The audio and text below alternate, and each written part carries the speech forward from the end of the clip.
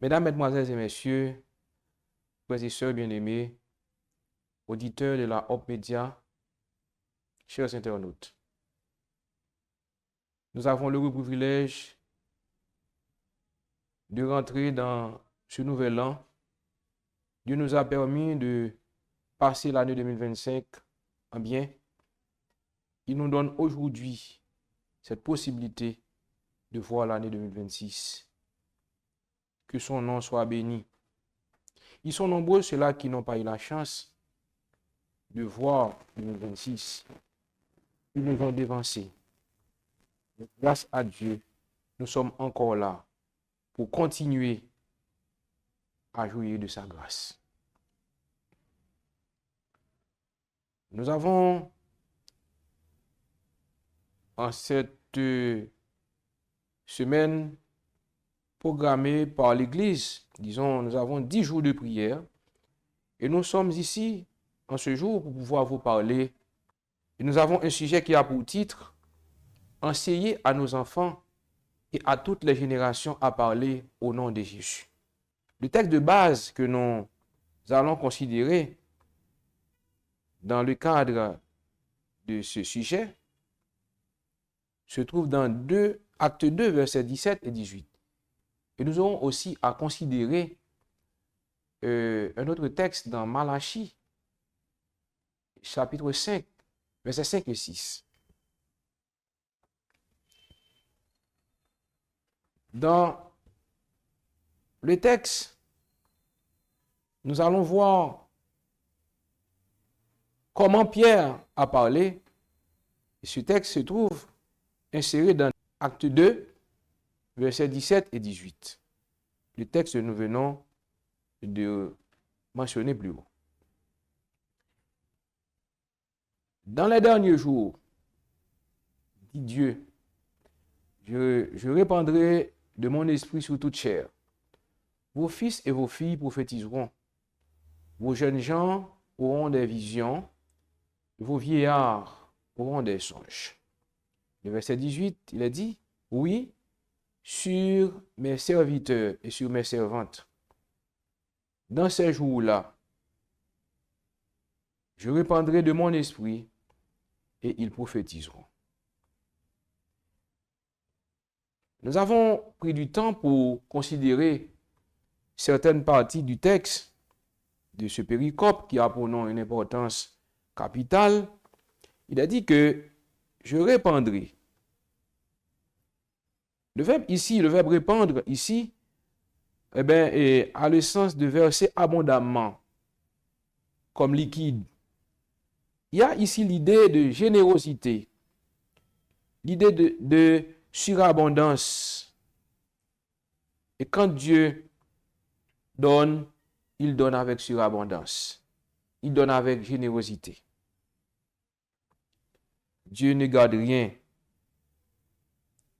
Et c'est pourquoi il dit que je répandrai. Donc, au jour de la Pentecôte, les disciples étaient dans la chambre haute. Ils ont reçu le Saint-Esprit. Nous allons avoir ça. Et il y a une autre expression, de mon esprit. Ça, ici, indique l'origine de l'esprit. Ça indique l'origine de l'esprit. Donc, l'esprit vient de Dieu. Ce n'est pas quelqu'un qui a envoyé ça. Celui qui vient, cela veut dire que l'esprit vient directement, oui, de Dieu et sur toute chair. Dieu enverra son esprit sur toute chair. Sur toute chair, il signifie l'être humain, l'humanité. Chair, c'est l'humain, tous les êtres humains. Et il a dit aussi, ils prophétiseront. Et lorsque nous sommes sous la puissance de Dieu, nous sommes guidés par l'Esprit, nous pouvons produire, nous pouvons dire de bonnes choses parce que nous sommes inspirés par l'Esprit. Et l'Esprit viendra sur les serviteurs et sur les servantes. Oui, Dieu ne compte pas de notre statut social. de notre infériorité, peut-être que nous pouvons nous considérer inférieurs. Ici, l'Esprit Saint n'est pas là pour une catégorie de gens. Et c'est pourquoi, dans le cercle des disciples, il y en a qui étaient médecins, comme Luc, et l'apôtre Pierre qui était un pêcheur de poissons, mais en sorte qu'au jour de la Pentecôte, Dieu a envoyé son esprit sur eux. Et nous pouvons croire que Dieu a en réserve aujourd'hui son Saint-Esprit. Il veut que nous prenions conscience que nous avons besoin de son esprit. Et au jour de la Pentecôte, une partie de son esprit a été envoyée. C'est pourquoi le texte dit de mon esprit. Une partie a été envoyée. Pas totalement. Nous aurons à recevoir en plénitude au dernier moment de l'histoire de ce monde. Nous aurons à envoyer. Dieu enverra son esprit. Et pour que nous puissions prêcher son message, pour que nous puissions illuminer, mesdames, messieurs, frères et sœurs, au jour de la Pentecôte, c'était une partie. Le Saint-Esprit s'est répandu sur les disciples, partiellement. Quand je dis partiellement, parce que totalement nous aurons à recevoir le Saint-Esprit. Le Saint-Esprit Dieu enverra son esprit pour nous guider en cette fin des temps. C'était au jour de la Pentecôte. Cet esprit a été envoyé au jour de la Pentecôte. La Pentecôte, qui est d'ailleurs, qui vient du grec pentecostais, qui veut dire 50e. Elle a eu lieu 50 jours après la Pâque. C'était une fête juive, appelée aussi fête des semaines dans Lévitique 23, versets 15 à 21. Elle était instituée pour célébrer la moisson, célébrer les premiers fruits. Et dans le Nouveau Testament, les disciples de Jésus s'étaient rassemblés dans la chambre haute. Le Saint-Esprit descendait sur eux tous. Ils ont reçu cette puissance pour témoigner de Jésus, pour annoncer l'évangile en ce jour-là. Le Saint-Esprit les embrasait tous et ils parlaient en d'autres langues. L'Église avait reçu la mission d'annoncer l'évangile au monde. La signification même de la Pentecôte, à travers la Pentecôte, on peut comprendre que le Saint-Esprit était essentiel pour la vie du croyant. Mesdames, messieurs, frères et sœurs, aujourd'hui, nous avons besoin de cette puissance dans nos foyers. Nous avons besoin de cette puissance pour que nous puissions aider nos jeunes. L'Esprit Saint peut aider nos jeunes filles, disons nos jeunes gens à aller vers Dieu, puisque Madame White le dit, Madame White dit que, et en voulant appliquer cette prophétie, et à la fin des temps, qu'est-ce qu'il dit? Il dit que le plan de Dieu à l'égard des enfants qui grandissent dans nos foyers est plus vaste, plus sage et plus noble que tout ce que notre intelligence bornée peut concevoir. Autrefois, ceux que Dieu jugeait fidèles étaient souvent appelés du plus noble des postes aux situations les plus élevées, afin de témoigner pour lui. Ils sont nombreux, les jeunes garçons aujourd'hui, comme Daniel, qui étudient la parole de Dieu. Ils sont nombreux, les jeunes gens, qui apprennent à s'acquitter fidèlement de leurs devoirs. Et dans le temps, il y avait, oui, nous avons cité Daniel, qui avait bien représenté Dieu là où il était à Babylone. Il avait reçu l'Esprit Saint, il avait en lui un esprit de sagesse, l'Esprit de Dieu était sur lui. Madame White nous dit que des multitudes seront choisies pour exercer, oui, un ministère plus vaste. Des quatre coins de ce monde qui est le nôtre, se fait entendre l'appel des cœurs blessés par le péché, qui demandent à connaître Dieu, le Dieu d'amour. Et il a dit qu'à chaque famille, à chaque école, et à tous les parents, maîtres et enfants, ceux qui a brillé la lumière de l'évangile, se posent maintenant la question qui fut dressée à la reine Esther. À un moment critique de l'histoire du peuple de Dieu. Qui sait si ce n'est pas pour un temps comme celui-ci que tu es parvenu à la royauté. Foyer chrétien, page 469. Mesdames, messieurs, frères et sœurs, ces jeunes d'antan avaient en eux le Saint-Esprit. Et aujourd'hui encore, cette puissance est encore là pour nous guider. Dieu a un plan pour nos enfants, pour qu'ils puissent comprendre que nous sommes à la fin des temps. Et nous avons besoin de cette puissance pour nous régénérer. Dieu a en réserve pour nous cette puissance pour notre famille. Et lorsque nous parcourons les Écritures, nous voulons croire que il est dit dans Malachie, chapitre 4, versets 5 et 6, « Voici, je vous enverrai Élie, le prophète, avant que le jour de l'Éternel arrive, ce jour grand et redoutable. Il ramènera les cœurs des pères à leurs enfants et le cœur des enfants à leurs pères, de peur que je ne vienne frapper le pays d'interdit. » Comment comprendre ce texte? Comment que nous pouvons comprendre ce texte aujourd'hui?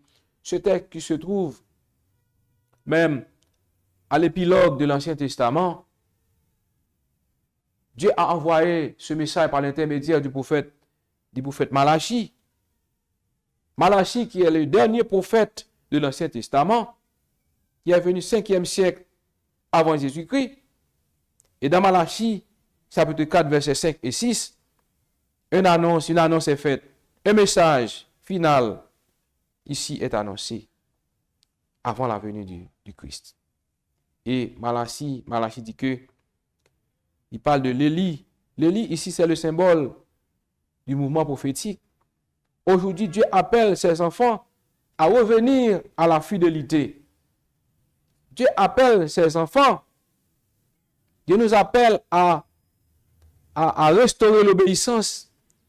Et Dieu nous invite, comme peuple, à marcher dans ses voies. Dieu nous invite à marcher dans ses voies. Et Dieu a un message, oui, comme nous l'avons dit tantôt, Dieu a un message pour notre Église. Il a un message aujourd'hui pour notre famille. Il a un message, ce message est lancé pour les jeunes. Ce message est lancé pour nos enfants qui grandissent. Marcher dans la voie de Dieu. Et lorsque nous marchons dans la voie de Dieu, nous pouvons recevoir le Saint-Esprit. Nous pouvons recevoir cette puissance qui peut nous guider. Nous pouvons marcher dans la sagesse du Seigneur. Et cette sagesse doit se faire montre dans nos foyers. Et Ellen White nous dit que dans sa sagesse, le Seigneur a décrété que la famille constituerait le plus important des moyens d'éducation. C'est à la maison que l'éducation de l'enfant doit commencer. C'est sa première école. Ici, avec ses parents pour pédagogue, il doit apprendre les leçons qui guideront tout au long de sa vie, leçons de déférence, d'obéissance, de respect, de maîtrise de soi. Et Madame White nous dit que le cercle de famille, le cercle familial doit être considéré comme une école. C'est là que nous pouvons apprendre. C'est là que nous apprenons tout. C'est un lieu où nous sommes en train d'être formés c'est un lieu où nous préparons nos enfants à l'accomplissement de leurs devoirs. Demain, Madame Poirier nous dit ça dans Foyer chrétien, page 174. Mesdames, Messieurs, frères et sœurs, nous devons remercier le Seigneur pour son Saint-Esprit qu'il nous donne aujourd'hui dans nos foyers.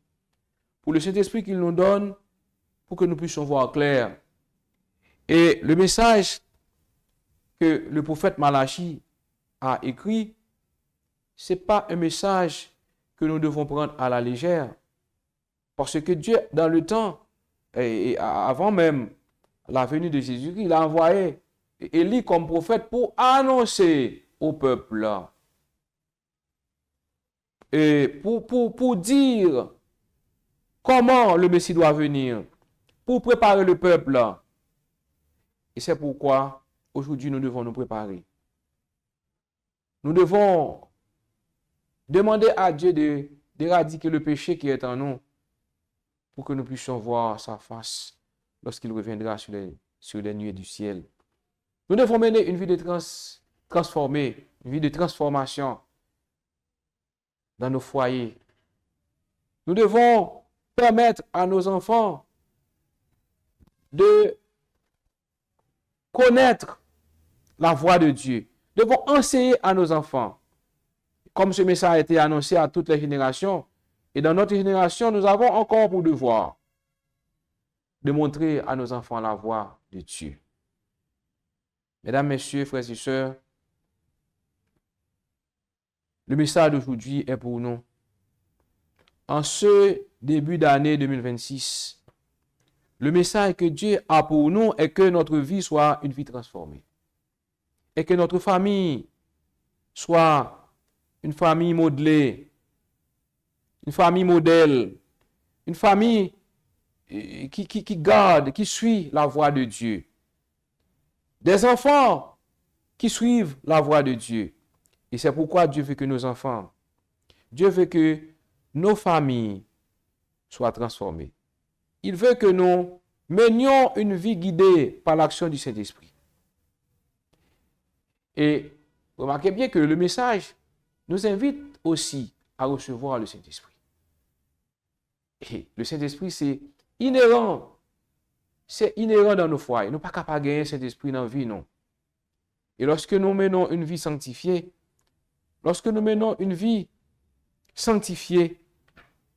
eh bien, à ce moment-là, nous pouvons être transformés. Oui. Mesdames, Messieurs, frères et sœurs, je vous invite aujourd'hui à demander à Dieu, à demander à Dieu cette puissance. Et cette puissance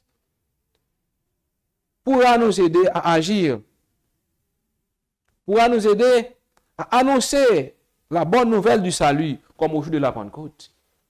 Remarquez bien, au jour de la Pentecôte, les disciples ont parlé sur l'action du Saint-Esprit. Et le jour de la Pentecôte, c'était l'évangélisation. Et ils ont parlé en d'autres langues. Glossais et terrais. En d'autres langues. Ce n'est pas une langue qu'ils avaient l'habitude de parler. Mais c'était une langue guidée par l'Esprit. Ils ont parlé en d'autres langues. Nous pouvons parler aujourd'hui. Nous pouvons aujourd'hui recevoir cette puissance guidée par l'action du Saint-Esprit. Nous pouvons amener nos enfants vers la voie du salut. Frères et sœurs, bien-aimés, chers internautes, cette année 2026, prenons la décision de guider notre foyer sur la voie qui mène au ciel. Prenons la décision de marcher avec Dieu. Prenons la décision de réclamer cette puissance. Seul peut nous aider à voir la face de Dieu lorsqu'il reviendra sur les nuées du ciel. Je vous invite à garder la foi. Que le Seigneur vous garde. Que le Seigneur vous guide sur le sentier du salut. Qu'il vous donne la possibilité de marcher dans ses voies. Et que votre foyer, votre vie soit transformé. Et lorsque Jésus reviendra, il vous dira, bon et fidèle serviteur, vous avez gardé ma parole. Vous avez en vous la puissance de Dieu. Rentrez dans le royaume éternel qui vous a été préparé de la fondation du monde. Que le Seigneur vous bénisse tous.